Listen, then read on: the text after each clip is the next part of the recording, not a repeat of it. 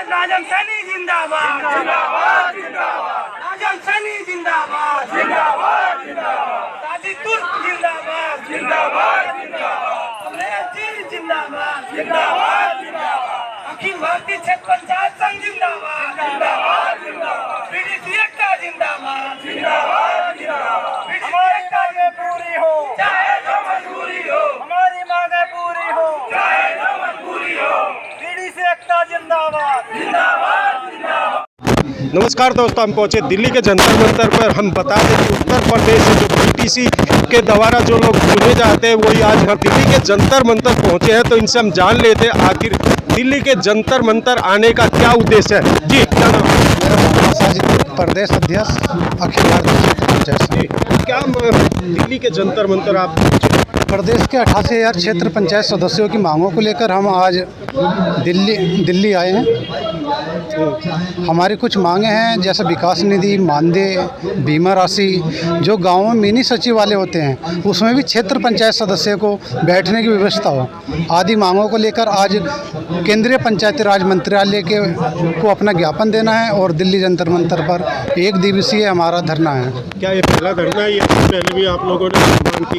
पिछले 3 साल से बराबर प्रदेश का 88,000 बीडीसी अपने हक अधिकार के लिए संघर्ष कर रहा है। हमारे उत्तर प्रदेश के प्रत्येक ज़िले पर, उत्तर प्रदेश की राजधानी लखनऊ, इको गार्डन, हर जगह हमारे बराबर प्रोग्राम होते हैं। अपने हक और अधिकार के लिए हम संघर्ष कर रहे हैं। कहीं से कोई आश्वासन मिला?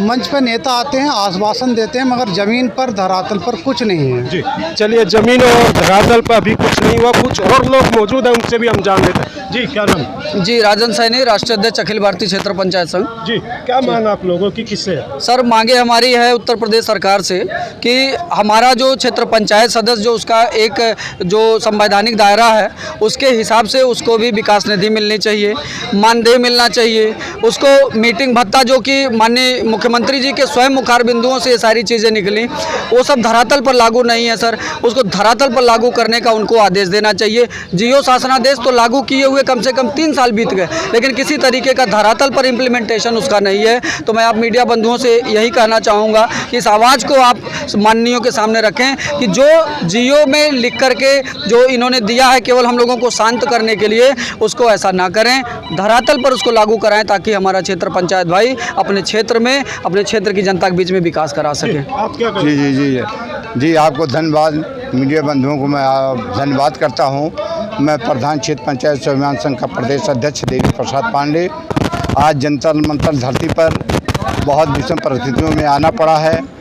हम लोग चुने हुए जनप्रतिनिधि हैं, प्रधान की तरह हम चुन करके आते हैं। प्रधान से बड़ा दर्जा होता है, उनसे ज़्यादा वोट पर चुन करके आते हैं, लेकिन हमको निधि नहीं है, हम विकास कार्य नहीं करा सकते हैं।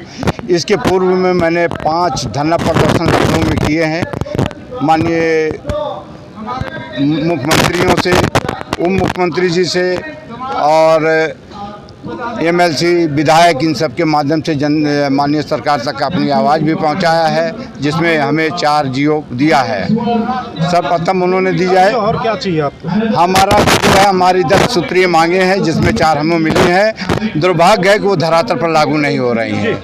तो यहाँ पे कुछ मांगे तो पूरी कर दी गई, मगर जमीनी स्तर पे वो अभी तक लागू नहीं की गई। और भी लोग हैं, उनसे हम पूछ लेते हैं उनका क्या कुछ कहना। जी सर, मैं कहना चाहता हूँ कि जिस तरीके से हम लोग प्रतिनिधि चुन करके आते हैं, एक बीड़ी की तरह चुन लिए जाते हैं। जब तक शौक है तब तक वो पी रहे हैं। वोट डलाने के बाद ब्लॉक प्रमुख हमें एक ढूंढ कर जैसे फेंक दिया जाता है, वैसे हमें फेंक दिया जाता है। एमएलसी चुनने का मौका तो हमें दिया जाता है, मगर एमएलसी किसी काम लेने का मौका नहीं हमें मिलता।